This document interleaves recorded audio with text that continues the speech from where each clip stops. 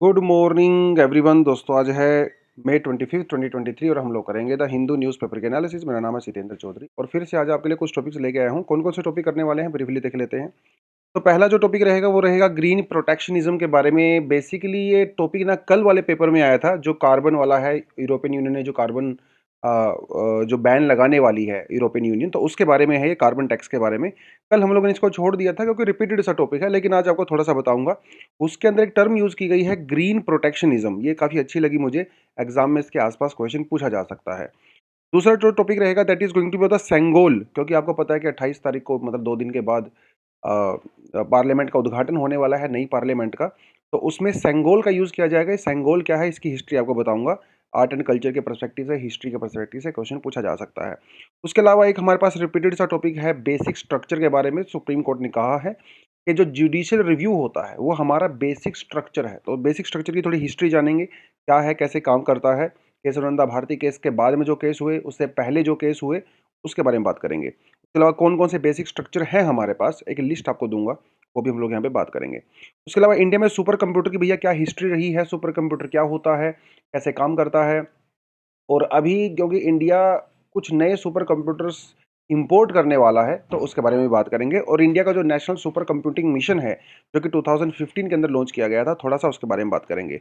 उसके अलावा आज के एडिटोरियल में एक्सप्लेन किया गया है वैल्यू ऑफ रूपी कैसे डिसाइड होती है, कौन कौन से फैक्टर इन्वॉल्व होते हैं, आरबीआई का यहाँ पे क्या रोल है, और 2000 का जो नोट अभी विड्रॉ हो रहा है उसके बारे में थोड़ी सी चर्चा यहाँ पे की गई है। अच्छा लगा मुझे, बड़ा डिसेंट सा आर्टिकल यहाँ पे है। चलिए जी, तो सीधा बढ़ते हैं अपने पहले आर्टिकल पे, जो कि है सेंगोल के बारे में। तो सेंगोल क्या है पहले आपको दिखा देता हूँ। देखिए ये है सेंगोल, एक गोल्ड स्टडीड, बेसिकली एक छड़ी सी है। ये छड़ी है, 5 फीट इसकी हाइट है।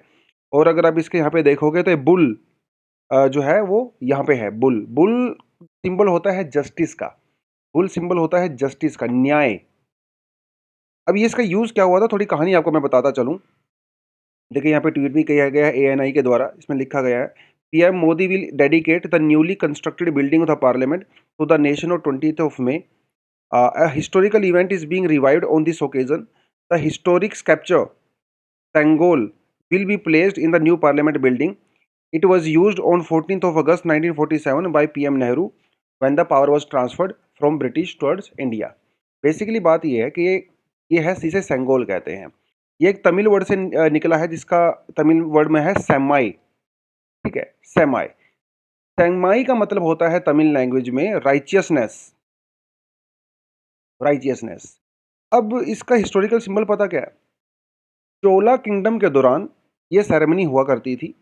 चोला किंगडम में जब एक राजा दूसरे राजा को, अपने सुपुत्र को या किसी को भी पावर जब ट्रांसफर किया करते थे, तो ये जो छड़ी होती थी ना, ये ट्रांसफर की जाती थी। बेसिकली सिंबल होता था कि पावर अभी एक जगह से दूसरी जगह में ट्रांसफर हो गई है। ये चोला किंगडम के अंदर हुआ करता था। अब बात यह है, जब ब्रिटिश इंडिया को अपनी पावर देके जा रहे थे, तो उस समय माउंट बेटन जो थे अपने, यहाँ पे जो गवर्नर जनरल थे या वाइसरॉय थे, उन्होंने नेहरू जी को ये कहा कि भाई साहब, हम लोग आपको पावर ट्रांसफ़र कर रहे हैं, तो इसके लिए कोई सिंबॉलिकल सेरेमनी होनी चाहिए। आपको पता है ब्रिटिशर सेरेमनीज़ के अंदर बहुत ज़्यादा बिलीव किया करते थे, ताम-झाम, पार्टीज़ वार्टीज़ होना, वो सब चला करता था उनका। तो उन्होंने कहा कोई पार्टी होनी चाहिए। तो नेहरू जी ने कहा चलिए ठीक है सर, मैं किसी से कंसल्ट करता हूँ। तो नेहरू जी ने जो है राजा जी को कंसल्ट किया। राजगोपालाचारी, जिनको राजा जी भी कहते हैं, उनको कंसल्ट किया कि ऐसे-ऐसे करके बात है और माउंटबेटन साहब ऐसा-ऐसा बोल रहे हैं, तो क्या करें? तो राजगोपालाचारी जी ने कहा बात तो बिल्कुल ठीक है, ऐसी सेरेमनी तो होनी चाहिए क्योंकि पावर ट्रांसफ़र हो रही है। तो फिर उनसे सजेशन माँगी गई, तो उन्होंने सजेस्ट किया कि भई जो चोला किंगडम के अंदर जो पावर ट्रांसफ़र का जो कस्टम हुआ करता था, हम लोग उसको फ़ॉलो करेंगे, ठीक है? तो पंडित नेहरू एक्सेप्टेड सेंगोल। तो हुआ ये कि राजा जी के सजेशन पे चेन्नई बेस्ड कुमुदी बंगारू चेट्टी, ये ज्वेलर्स हैं वहाँ पे, जिन्होंने इस सेंगोल को तैयार किया। ये सेंगोल तैयार किया गया by 2 people from this jewellery community, Vummidi Ethirajulu and the Vummidi Sudhakar. ठीक है, थोड़ा नाम आपने याद रखना है। इनके द्वारा इसको याद किया गया और इन्होंने जो इसके बेसिकली नंदी है, बुल नहीं है, ये नंदी है। नंदी, नंदी आप समझते हो ना, जो भगवान शिव की सवारी होती है, नंदी। तो ये वो यहाँ पे है जिसका मतलब जस्टिस होता है। फिर जब इनके द्वारा ये तैयार किया गया तो 3 लोग इसको दिल्ली में लेके आए। देखिए 1947 का समय है भैया ये। 1947 में इंडिया में कितने सारे कम्युनल राइट्स हो रहे थे, पाकिस्तान की फ़ॉर्मेशन हो रही थी, है ना? उन सारे बीच में तो नेहरू जी ऐसी कोई लार्ज सेरेमनी तो नहीं कर पाए क्योंकि दिक्कतें हो रही थी। पर लेकिन ये जो 3 लोग आए तमिलनाडु से, उनके अंदर एक प्रीस्ट भी था, एक सिंगर थे और वो 3 लोग जब आए, तो उन्होंने माउंटबेटन को वो दिया, सिंबॉलिक तौर पे उनको वो दिया और वो दे के उनसे वापस ले लिया। अब नेहरू जी तो वहाँ पे थे नहीं के साथ सेरेमनी हो जाती और उसके बाद नेहरू जी प्राइम मिनिस्टर बाद में ही बने ना, पहले थोड़ी ना बने हैं।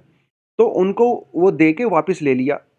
वापस लेके फिर वो चले गए इलाहाबाद में, मतलब आज के टाइम में प्रयागराज, जहाँ पे नेहरू जी का घर है। तो वहाँ पे जाके उन्होंने वो नेहरू जी को दे दिया।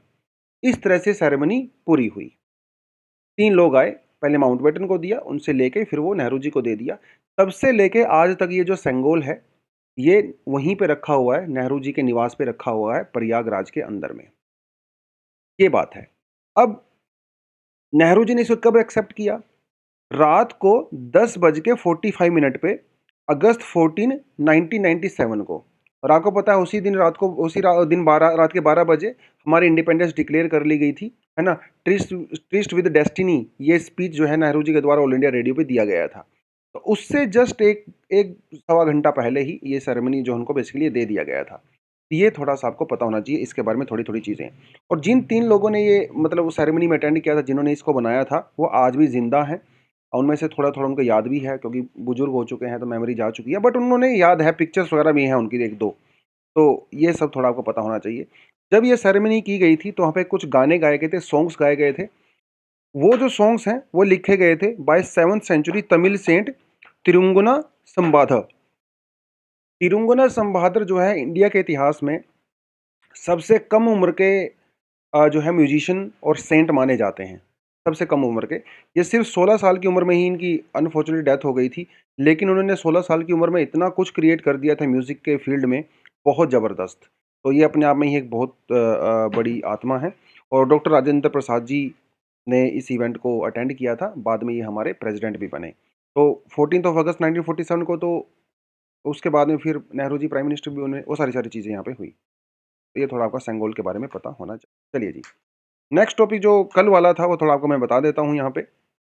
What is the European unions carbon border adjustment mechanism.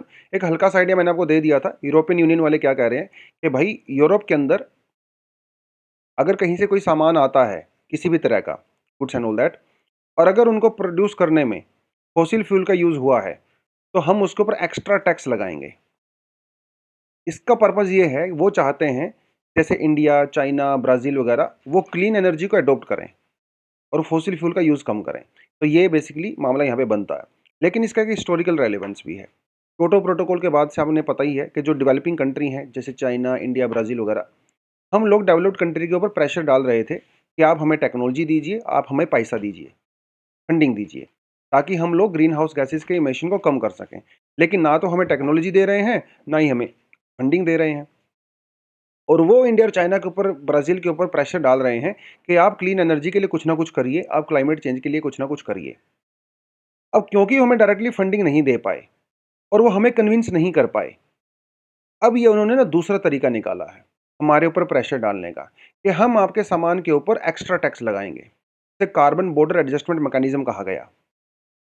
और धीरे-धीरे इसको इम्प्लीमेंट करना शुरू करेंगे, फाइनली वो 2035 तक जाके इसको पूरी तरह से कंप्लीट कर देंगे। तो एक तो ये आपको पता होना चाहिए कि carbon border adjustment tax basically है क्या? ये तो आपको मैंने आइडिया थोड़ा दे ही दिया इसके बारे में, ठीक है? वो चाहते हैं कि इंडिया, ब्राज़ील वगैरह क्लीन एनर्जी का यूज़ करें। अब यहाँ पे इंडिया यानी कि जो ब्रिक्स कंट्री हैं, हमारी जो कंट्री हैं, इन्होंने यूरोप के ऊपर आरोप लगाया है कि आप ये जो मैकेनिज़्म का यूज़ कर रहे हो, ये एक डिस्क्रिमिनेटरी प्रैक्टिस है। ब्राज़ील, इंडिया, साउथ अफ्रीका और चाइना ने। इसके अंदर रशिया इंक्लूड नहीं है क्योंकि रशिया तो ऑलरेडी उसके अंदर आता है, डेवलप्ड कंट्रीज़ के अंदर आ रहा है।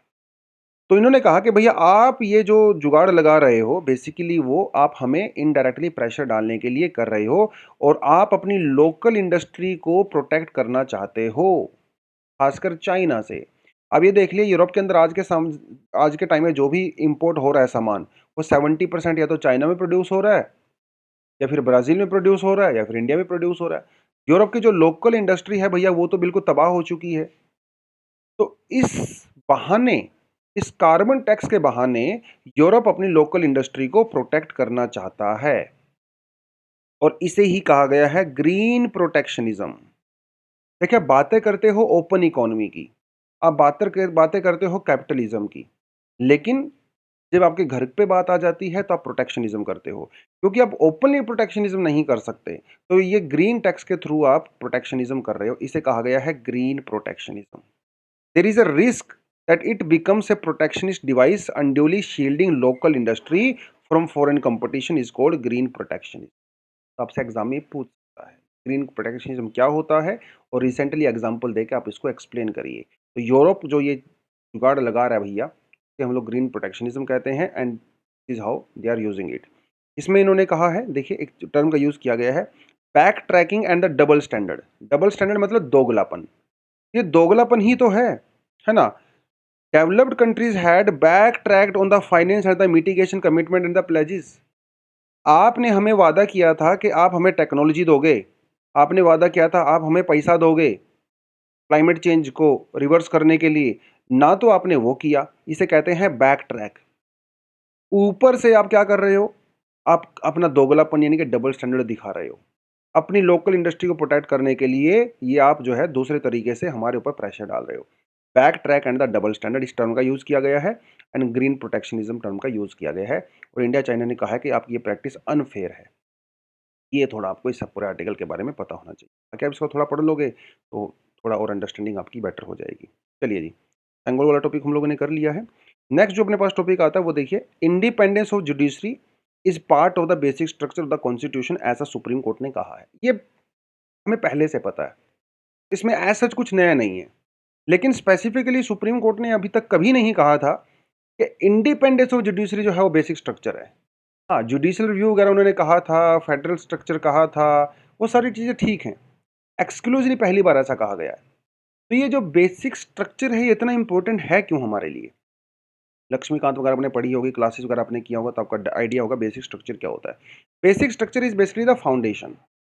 हमारी कोई बिल्डिंग होती है, जो हमारा घर होता है, उसकी फाउंडेशन होती है, उसके फाउंडेशन के ऊपर हम लोग घर लगाते हैं। अब आप घर के अंदर चेंज करना चाहते हो, आप उसमें एक नया किचन ऐड करना चाहते हो, उसमें बाथरूम का साइज़ को इंक्रीज़ करना चाहते हो, एक नया फ्लोर लगाना चाहते हो, अब जो मर्ज़ी करिए। उस घर को आप अमेंड करना चाहते हो, अल्टर करना चाहते हो, चेंज करना चाहते हो, करिए, लेकिन उसकी फाउंडेशन फिक्स रखिए, ऐसा गवर्नमेंट ने रूल बना दिया। इसे कहते हैं बेसिक स्ट्रक्चर। तो हमारे कॉन्स्टिट्यूशन की एक फाउंडेशन होती है, हमारे कॉन्स्टिट्यूशन की वैल्यूज़ होती हैं जो उस फाउंडेशन के ऊपर टिकी हुई होती हैं। पार्लियामेंट को पूरा अधिकार है कि वो उसको चेंज कर सकता है, बिना उस बेसिक स्ट्रक्चर को चेंज किए। ये बेसिक स्ट्रक्चर की डॉक्ट्रिन होती है। ये कहती है that certain features of the constitution are essential for the functioning of the state. Such features are beyond the limits of the amending power of the parliament. Parliament इन features को change नहीं कर सकती है। The word basic structure is not mentioned anywhere in the constitution of India. ये हमारे supreme court की ही एक इन्वेंशन है बेसिकली, और ये सबसे पहली बार कब यूज़ किया गया था कॉन्सेप्ट? केशवानंदा भारती केस 1973। लेकिन इसकी शुरुआत जो है वो एक पूरा जर्नी है, बेसिकली कई सारे केस हैं जो बाद में फंडामेंटल राइट और 73 की तरफ लेके जाते हैं। तो पहला जो आप यहाँ पे देखिए, शंकरी प्रसाद केस हमारे पास आता है 1951 के अंदर। शंकरी प्रसाद केस, शंकरी प्रसाद केस में सुप्रीम कोर्ट ने ये कहा था कि अंडर आर्टिकल 368 जो कि अमेंडमेंट की बात करता है, उसके तहत पार्लियामेंट किसी भी पार्ट को अमेंड कर सकती है, इंक्लूडिंग फंडामेंटल राइट। शंकरी प्रसाद केस में पार्लियामेंट के पास अनलिमिटेड पावर दे दी गई थी। फिर आता है 1964 में Sajjan Singh versus state of Rajasthan. State of Rajasthan में बेसिकली सुप्रीम कोर्ट ने जो शंकरी प्रसाद वाले केस है उसके ऊपर क्वेश्चन खड़े किए थे। कुछ साफ साफ नहीं कहा था, लेकिन क्वेश्चन खड़े किए थे कि क्या भैया आर्टिकल 360 के अंदर पार्लियामेंट के पास पावर होती है बेसिक फीचर को चेंज करने की। देखिए, बेसिक फीचर है ये, बेसिक स्ट्रक्चर नहीं है। तो बेसिक फीचर जो टर्म है वो सज्जन सिंह वाले केस में यूज़ की गई थी। फिर आता है अपना world famous Golaknath case. Golaknath case में सुप्रीम कोर्ट ने कहा parliament has no power to amend part 3। सीधा सीधा बोल दिया भैया, आपके पास कोई पावर है ही नहीं। 1%, 2%, 50% है नहीं। आप फंडामेंटल राइट को चेंज नहीं कर सकते। ये 1967 की बात है। गवर्नमेंट का गुस्सा आ गया। गवर्नमेंट ने इसके अगेंस्ट में 24th कॉन्स्टिट्यूशन अमेंडमेंट पास किया 1973, जिसमें पार्लियामेंट को एब्सोल्यूट पावर दे दी गई फंडामेंटल राइट्स को चेंज करने की, और ये भी कह दिया साथ के साथ ये पावर इतनी एब्सोल्यूट है कि सुप्रीम कोर्ट इसका रिव्यू नहीं कर सकता। फिर इसके बाद में 25th अमेंडमेंट हुआ 1971, जिसमें जो सरकार ने राइट टू प्रॉपर्टी, जो कि पहले फंडामेंटल राइट हुआ करता था, इसको हटा दिया और सरकार ने ये कहा कि पब्लिक यूज़ के लिए हम लोग किसी भी प्राइवेट प्रॉपर्टी को अक्वायर कर सकते हैं। हाँ, कंपनसेशन मिलेगा लेकिन कर सकते हैं। और इस अधिकार को मतलब 25th अमेंडमेंट के अंदर सुप्रीम कोर्ट भी कुछ नहीं कर सकता। पार्लियामेंट के पास एब्सोल्यूट अथॉरिटी होती है, स्टेट के पास कोर्ट के पास अथॉरिटी नहीं होती है। अब भैया ये यहाँ पे सुप्रीम कोर्ट को गुस्सा आ गया। फिर आता है 1973 में केशवानंदा भारती केस, जिसमें सरकार सुप्रीम कोर्ट ने ये कहा कि देखो 24th अमेंडमेंट एक्ट आपका ठीक है, कोई बात नहीं, आप एब्सोल्यूट पावर लेना चाहते हो ले लीजिए, हमें कोई दिक्कत नहीं है, but there are terms and conditions. Terms and condition ये है, as long as parliament is not changing the basic structure of the constitution, parliament has absolute power, we do not have any problem with that. तो उन्होंने basically terms and condition यहाँ पे जोड़ दिया। बाकी उन्होंने कहा कि 24th कॉन्स्टिट्यूशन अमेंडमेंट ठीक है विद सम ट्विस्ट, और ये ट्विस्ट वही था। फिर बाद में वामन राव केस 1981 हुआ, जिसमें सुप्रीम कोर्ट ने दोबारा से बेसिक स्ट्रक्चर की डॉक्ट्रिन को अपहेल्ड किया और ये कहा कि भाई 24 अप्रैल 1973 से पहले के जो भी केस हैं उनके ऊपर ये डॉक्ट्रिन लागू नहीं होगी, लेकिन उसके बाद वाली जितने भी केसेस हैं उसके ऊपर ये डॉक्ट्रिन लागू होगी। मतलब 73 से पहले वाले केसेस को supreme court as such judicial review नहीं कर सकता एक तरह से, क्योंकि वो बेसिक स्ट्रक्चर के डॉक्ट्रिन आने से पहले वाले केसेस हैं। ये थोड़ा आपको पता होना चाहिए। ठीक है जी, चलो। तो कौन कौन से फंडामेंटल राइट बेसिक स्ट्रक्चर हमारे पास है केशवानंदा भारती केस के अंदर कुछ मेंशन किए गए। इंदिरा गांधी वर्सेस राजनारायण वाले केस में, जिसके बाद इमरजेंसी लगा दी गई थी, है ना, इसके अंदर कुछ फ्री एंड फेयर इलेक्शन, और इसी को यूज़ करते हुए इंदिरा गांधी जी जब वहाँ से जीती थी तो उनको उनकी जो मेंबरशिप उसको रिजेक्ट कर दिया गया था। ठीक है।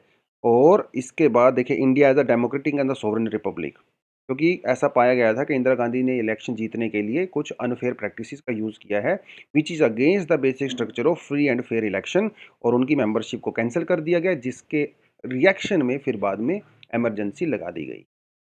राइट। उसके बाद हमारे पास मिनरवा मिल केस है, जिसके अंदर ये मेंशन किया गया है सेंट्रल कोल फील्ड लिमिटेड है एंड ऑल दैट। ये थोड़ा केस आप देख सकते हो, ये पूरा लिस्ट मैंने आपको दिया हुआ है। लक्ष्मीकांत के अंदर भी लिस्ट दिया हुआ है, लेकिन वो केस टू केस नहीं है, वो मैंने आपको यहाँ पे मेंशन कर दिया है। चलिए जी। India to set triple test for the fastest supercomputer. तो अभी हम लोग फ्रांस से कुछ सुपर कंप्यूटर्स को इंपोर्ट करने वाले हैं।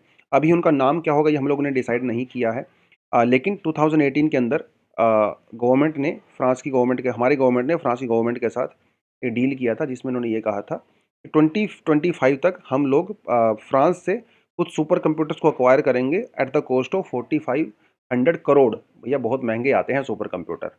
तो इंडिया ने अभी फ्रांस से हम लोग सुपर कंप्यूटर लेंगे, तो ये कहा है हमारे जो अर्थ साइंस मिनिस्टर हैं रिजिजू, उन्होंने कहा है कि हम लोग जल्दी ही इंडिया की सुपर कंप्यूटर पावर को इंक्रीज करने वाले हैं, और इंडिया में कई 18 पेटाफ्लोप, ये आपने याद रखना है, ये सुपर कंप्यूटर को हम लोग इंडिया में इंस्टॉल करेंगे। फ्लोप क्या होता है? फ्लोप जो है वो सुपर कंप्यूटर्स की प्रोसेसिंग स्पीड को मेजर करने की यूनिट होती है।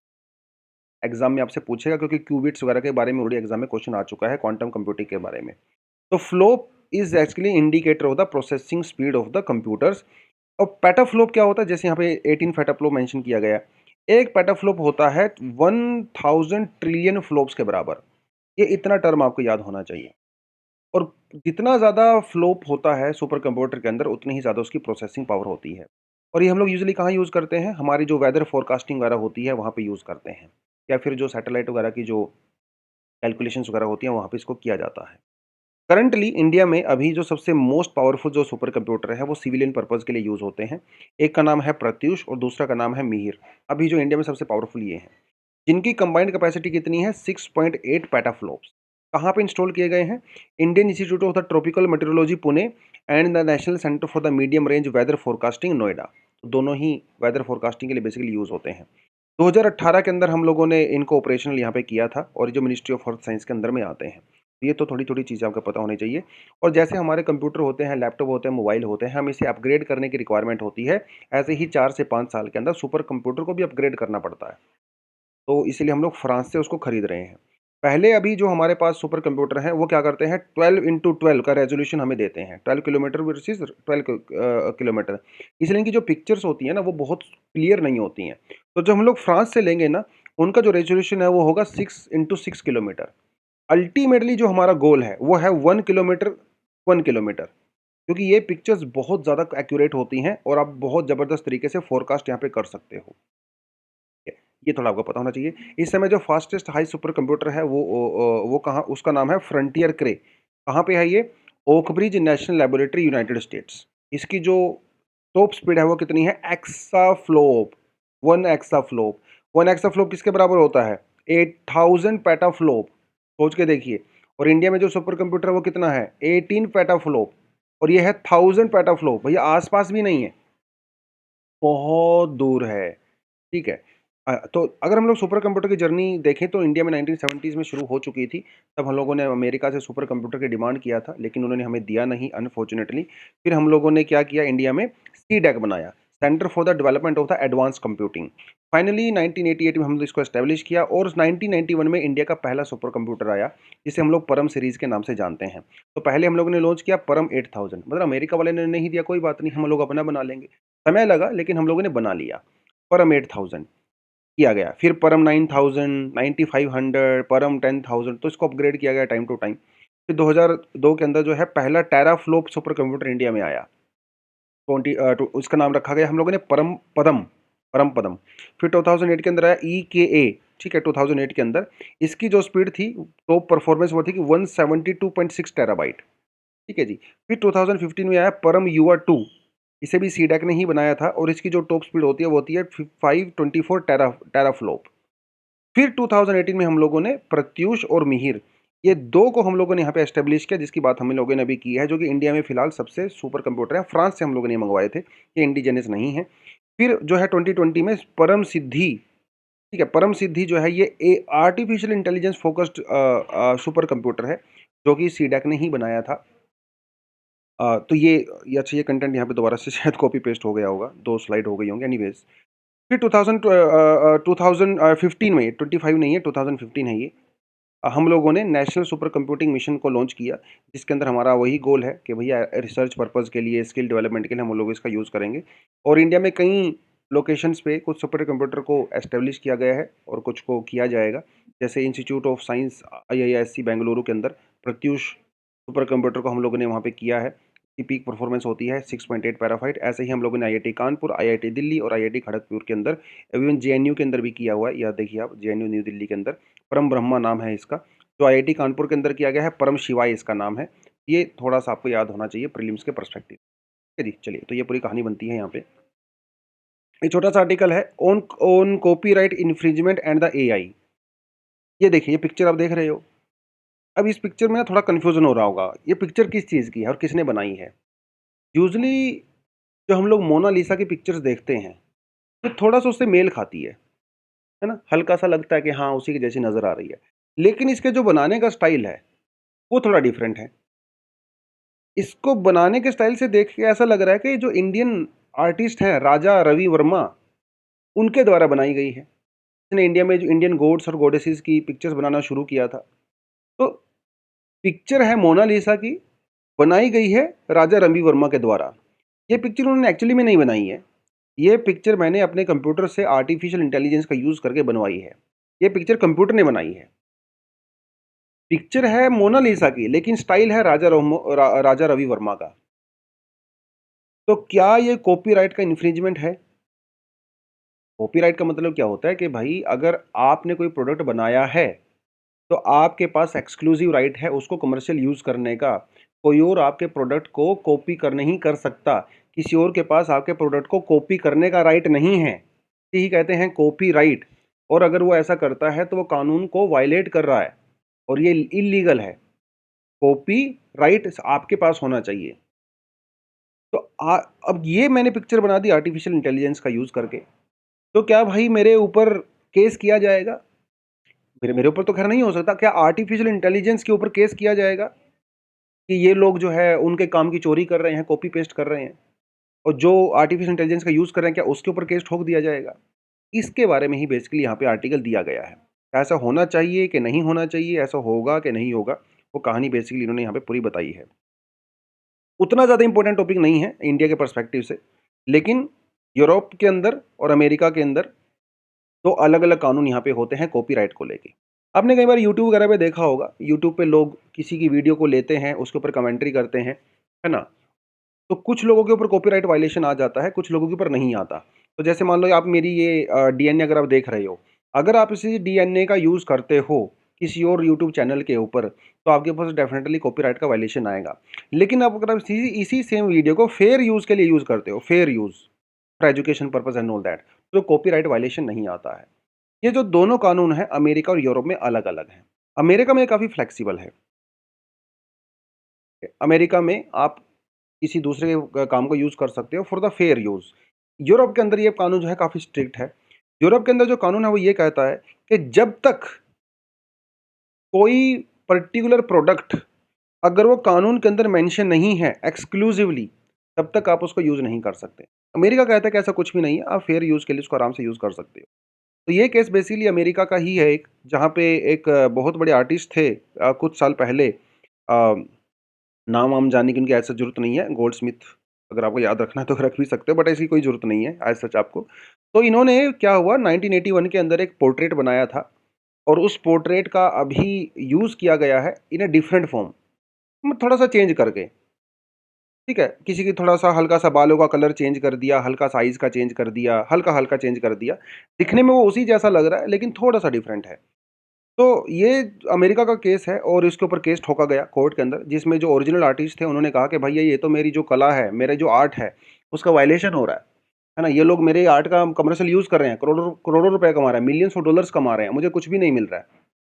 अब वो केस जो है वो कोर्ट के अंदर गया और कोर्ट ने माना कि यस, आप ऐसा नहीं कर सकते। दूसरी तरफ कुछ ऐसे लोग हैं जो ये कहते हैं कि इस दुनिया में कोई भी आर्ट ओरिजिनल नहीं होती है, किसी का आइडिया कहीं न कहीं से होता है ना? शेक्सपियर ने जो नाटक लिखे होंगे उसका आइडिया कहीं से आया होगा, वैन गोग ने जो पेंटिंग्स बनाई होगी उसका भी आइडिया कहीं से न कहीं से आया होगा, है ना? जो भी लोग करते हैं उसका आइडिया कहीं न कहीं से तो आता ही है, ओरिजिनल तो कुछ भी नहीं होता। तो आर्ट के नाम पे आप उसकी कितनी कॉपी कर सकते हो? ये बहुत बड़ा सवाल है। क्या आप आर्ट के नाम पे उसको हूबहू कॉपी करके बोलोगे कि तो मेरी रचना है? या आप उससे इंस्पिरेशन लोगे, बोलोगे ये मेरी रचना है? जैसे बॉलीवुड के अंदर हॉलीवुड की फ़िल्मों की कॉपी की जाती है। अब ये 2 चीज़ें होती हैं। एक तो होता है कॉपी करना एज़ इट इज़, एक होता है उसे इंस्पिरेशन लेना। इंस्पिरेशन लेके आप उसको अपने हिसाब से बना देते हो। दोनों चीज़ों में फ़र्क है। तो कोर्ट ने अभी ये कहा है कि भई ये जो आर्टिफ़िशियल इंटेलिजेंस में हम लोग चैट जीपीटी या मिड जर्नी या स्टेबल डिफ्यूज़न वगैरह का यूज़ करके नया जो आर्ट क्रिएट करते हैं आर्टिफ़िशियल इंटेलिजेंस का यूज़ करके, ये इंस्पिरेशन तो ठीक है। लेकिन अगर आप इससे as it is copy paste करोगे, थोड़ा बहुत उसके अंदर चेंज करके और उसे कमर्शियल पर्पज़ के लिए यूज़ करोगे, तो ये कॉपीराइट का वायलेशन माना जाएगा। ठीक है? इंडिया में एज़ सच कोई डायरेक्ट इम्प्लीकेशन नहीं होगा ये अमेरिका वाले कोर्ट का, क्योंकि हमारे पास जो सेक्शन 51 ए है कॉपीराइट एक्ट 57, इसके अंदर काफ़ी ज़्यादा एग्ज़ैम्पशंस दी गई हैं हमारे यहाँ पे, है ना? आप ये चीज़ देखिए, मान लिया आपने कोई बुक लिखी, हमारी यूनिवर्सिटीज़ में क्या होता है, हमारी कॉलेज वगैरह के आस-पास जो कॉपी फोटो स्टेट की शॉप्स होती हैं, वो धड़ल्ले से बुक्स की फोटोकॉपी बेचते हैं। वो भी कॉपीराइट का वायलेशन होता है। लेकिन इंडिया का कोर्ट ये कहता है कि नहीं, ये वायलेशन नहीं है, एज़ लॉन्ग एज़ इसका एजुकेशन पर्पज़ के लिए यूज़ हो रहा है, आप उसका यूज़ कर सकते हो। अब आपको मान लो कि आपको जो है किसी बुक के अंदर एक एक चैप्टर पढ़ना है। तो यार एक चैप्टर के लिए पूरी बुक थोड़ी ना खरीदोगे ₹500 की। इससे बेटर है आप जाइए उसको फोटोकॉपी करा के उसका यूज़ कर लीजिए। ऐसा हमारा कोर्ट कहता है। तो हमारे यहाँ पे एज़ सच कोई इतना सख्त कानून नहीं है जैसे यूरोप के अंदर है। ये बेसिकली इन्होंने यहाँ पे कहा है। चलिए जी। नेक्स्ट बनता है जी अपना आर्टिकल एडिटोरियल, और एडिटोरियल कहता है देखिए, the fundamental value of the rupee क्या है? इन अ नॉर्मल सेंस किसी भी रूपी या डॉलर या करेंसी की वैल्यू कैसे डिसाइड होती है? और रूपी एक्चुअली होता क्या है? या कोई भी करेंसी क्या होती है? हम उसे क्यों एक्सेप्ट करते हैं? उसे इसीलिए एक्सेप्ट किया जाता है because of the trust system. मेरा पड़ोसी 500 रुपये का नोट एक्सेप्ट करता है, इसलिए मैं भी करता हूँ। अगर वो नहीं करेगा तो मैं भी नहीं करूँगा। और मेरा पड़ोसी क्यों कर रहा है? क्योंकि उसका पड़ोसी एक्सेप्ट कर रहा है। तो जब बहुत सारे लोग एक ही पर्टिकुलर नोट के ऊपर ट्रस्ट दिखाना शुरू कर देते हैं, तो वो करेंसी होती है। लेकिन बाई चांस मान लो ट्रस्ट खत्म हो गया, पी की वैल्यू अपने आप ही खत्म हो जाएगी। It is now just a piece of paper. लेकिन ये ट्रस्ट आता कहाँ से है? ये ट्रस्ट आता है सेंट्रल अथॉरिटी से, हमारी आरबीआई से। क्योंकि हमें आरबीआई के अंदर ट्रस्ट है, हमारी गवर्नमेंट के ऊपर ट्रस्ट है, इसलिए रूपी के अंदर हमें ट्रस्ट है। ये सारा सिस्टम बेसिकली भरोसे के ऊपर ही चल रहा है। और अब 2000 के नोट को जब विड्रॉ किया जाएगा, तो क्या इस ट्रस्ट के ऊपर इम्पैक्ट पड़ेगा? कुछ लोग कहते हैं यस, कुछ लोग कहते हैं नो। ऑलरेडी आरबीआई की जो अथॉरिटी है उसके ऊपर क्वेश्चन मार्क ऑलरेडी आ गया है, जब से हम लोगों ने डिमोनेटाइजेशन किया था। तो जो पैसे की परचेजिंग पावर होती है, उसके ऊपर बहुत इम्पैक्ट पड़ता है। पैसे की परचेजिंग पावर किसके ऊपर डिपेंड करती है? डॉलर के ऊपर भी डिपेंड करती है, इंटरनेशनल करेंसी के ऊपर भी डिपेंड करती है, हमारी इन्फ्लेशन के ऊपर भी डिपेंड करती है। क्योंकि इन्फ्लेशन से करेंसी की वैल्यू डाउन होती है। लेकिन सिर्फ यही एक रीज़न नहीं है, आरबीआई का ट्रस्ट भी एक रीज़न है। अगर आरबीआई के अंदर ट्रस्ट बढ़िया होता है लोगों का, तो रुपए की वैल्यू स्ट्रॉन्ग रहती है। अगर ट्रस्ट कम होना शुरू हो जाता है, तो रुपए की वैल्यू भी कम होना शुरू हो जाती है। तो हम लोग कर रहे हैं 2000 के नोट को विथड्रॉ, और डेडलाइन दी गई है सितंबर 30 तक की। तो क्या इसके बाद 2000 के नोट लीगल टेंडर नहीं रहेंगे? इसके बारे में कोर्ट ने अभी कुछ भी नहीं कहा है। सुप्रीम कोर्ट ने ये कहा, सॉरी, आरबीआई ने नहीं कहा है। आरबीआई ने ये कहा है कि हम लोग जो 2000 रुपए के नोट को विथड्रॉ कर रहे हैं, ये क्लीन नोट पॉलिसी के अंदर में कर रहे हैं। तो क्लीन नोट पॉलिसी क्या कहती है? वो ये कहती है कि जो फटे हुए नोट होते हैं, जो साफ नोट नहीं होते हैं, जो मिट्टी-विट्टी में गंदे हो चुके होते हैं, आप उनको रिमूव करिए। क्लीन नोट पॉलिसी ये नहीं कहती कि आप नोट्स को विथड्रॉ कर लो भाई, उसको रिप्लेस करो। ₹10 का नोट फट गया तो उसको रिप्लेस करके नया ले आओ, 1000 का नया ले आओ, 500 का नया ले आओ, ₹20 का नया ले आओ। क्लीन नोट पॉलिसी मतलब रिप्लेसमेंट नहीं होता। तो पहली बात, आपकी अप्रोच ही गलत है। दूसरी बात, आरबीआई का ये कहना है, गवर्नमेंट का भी यही कहना है कि जो 2000 का नोट है वो बहुत कम लोगों के लिए लोग इसका यूज़ करते हैं। तो इसलिए कि इसको हटा देंगे तो कोई ख़ास फ़र्क नहीं पड़ेगा। फिर ये कहा गया कि 2000 के नोट सिर्फ़ उनके द्वारा यूज़ किए जा रहे हैं जो ब्लैक मनी जनरेट करते हैं। आम आदमी के द्वारा इसको एज़ सच यूज़ नहीं किया जाता है। तो उन्होंने ये कहा। आर्गुमेंट के अंदर थोड़ा दम नज़र आता है, लेकिन ये आर्गुमेंट भी एक्चुअली तो फ्लॉप है। क्योंकि जब डिमोनेटाइजेशन हुआ था तभी सरकार ने यही आर्गुमेंट दिया था। लेकिन 99.99% जो नोट हैं वो वापस बैंकिंग सिस्टम के अंदर आ गए थे। तो ब्लैक मनी कहाँ है भाई, जब सारा पैसा ही आपके पास वापस आ गया, राइट? 2000 का नोट लेकिन इंट्रोड्यूस क्यों किया गया था? हालाँकि सरकार ने इसके बारे में सही जवाब नहीं बताया, लेकिन बात ये है, 2000 का नोट इसलिए यूज़ किया गया था क्योंकि हमारे पास छोटे नोट थे ही नहीं। हमने उन्हें प्रिंट ही नहीं किया था, क्योंकि सरकार की जो प्लानिंग थी वही खराब थी। तो मजबूरी में करना पड़ा। अब मजबूरी में कर दिया तो फिर उसको हटाना पड़ा, क्योंकि 99.99% नोट्स वापस आ गए थे। तो ब्लैक मनी वाला तो पूरा कॉन्सेप्ट यहाँ पे फ्लॉप हो गया। लेकिन उसका इम्पैक्ट क्या हुआ? इकोनॉमिक स्लो डाउन हुआ। आज तक हमारी जो इकोनॉमी है उस डिमोनेटाइजेशन से उभर नहीं पाई है। जो प्राइवेट इन्वेस्टमेंट थी वो डिमोनेटाइजेशन के बाद अचानक से डाउन चली गई थी। आज तक जिसने वापस से पिकअप नहीं किया है प्राइवेट इन्वेस्टमेंट, आज तक भी हमारे ऊपर इम्पैक्ट पड़ रहा है। ये सारी ज़िम्मेदारी किसकी है? गवर्नमेंट के साथ-साथ आरबीआई की भी है। आरबीआई जो है एक ऐसी संस्था है जो ट्रांसपेरेंट होनी चाहिए, ऑनेस्ट होनी चाहिए। लेकिन आरबीआई की पावर को भी मिसयूज़ किया गया। आरबीआई को इन्फ्लेशन का टारगेट दिया गया है, आप इन्फ्लेशन को कंट्रोल करिए। लेकिन पिछले 2 साल में इंडिया का इन्फ्लेशन जो है वो 6% से ज़्यादा चल रहा था। आरबीआई ना तो अपने टारगेट अचीव कर पा रही है और ना ही आरबीआई की फंक्शनिंग के अंदर ट्रांसपेरेंसी नज़र आ रही है। कहीं न कहीं ये पब्लिक का जो ट्रस्ट है आरबीआई के अंदर वही कम कर रहा है। आरबीआई की पुअर जजमेंट को शो कर रहा है। अगर आरबीआई की जजमेंट बढ़िया होती वो 2000 का नोट पहली बात तो कभी इंट्रोड्यूस ही नहीं करते, और मान लो इंट्रोड्यूस कर भी लिया तो उसे विथड्रॉ नहीं करते। ये कहीं न कहीं आप अपने डिसीज़न पहले खराब डिसीज़न ले रहे हो, फिर उसको रिवर्स किए जा रहे हो, है ना? तो ये कहीं न कहीं हमारी सेंट्रल अथॉरिटी के ऊपर क्वेश्चन मार्क खड़ा करता है। और सेंट्रल अथॉरिटी के ऊपर क्वेश्चन मार्क खड़े करने का मतलब हुआ करेंसी की वैल्यू के ऊपर लोगों को भरोसा नहीं रहा। आप पैसा एक्सेप्ट करना बंद कर दोगे, क्योंकि पता ही नहीं है भैया 5 साल के बाद इसको दोबारा से विथड्रॉ कर सकती है सरकार। तो ये कुछ-कुछ जो है आर्गुमेंट यहाँ पे बेसिकली इस तरह से दिए गए हैं, जो कि आपको थोड़ा-सा पता होना चाहिए। यही है, उसके अलावा हमारे पास कुछ एडिशनल आर्टिकल हैं जो कि डेफ़िनेटली आप पढ़ सकते हो। इसमें से एक आधा आर्टिकल हम लोग कल दोबारा से डेफ़िनेटली उठाएँगे। ये वाला आर्टिकल मुझे अच्छा लगा था, लेकिन आज टाइम नहीं था, तो इसको हम लोग कल उठा सकते हैं। लेकिन अगर आपको पढ़ना है, आप इसको डेफ़िनेटली पढ़ सकते हैं। ठीक है बच्चों, चलो आज के लिए इतना ही है। Thank you very much, all the best. जय हिंद।